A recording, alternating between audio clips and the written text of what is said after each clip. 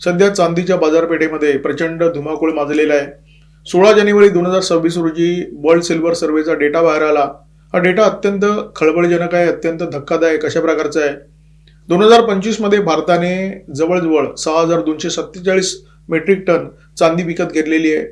जगामध्ये चांदीची एकूण जी उलाढाल होते त्याच्या तुलनेमध्ये हे जे प्रमाण आहे ते साधारण 20 ते 25% एवढं आहे.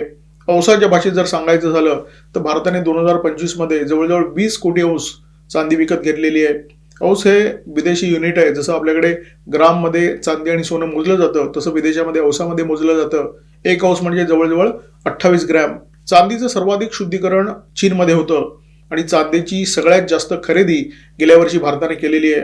आणि त्यामुळे कोणालाही आश्चर्य वाटणार नाही की भारतामध्ये चांदीचे दर सध्या प्रति किलो 3 लाखाच्या दारावर येऊन उभे आहेत. आणि चीनमध्ये शांघाय एक्सचेंजमध्ये चांदीचे जे दर आहेत ते $100 पार गेलेले आहेत.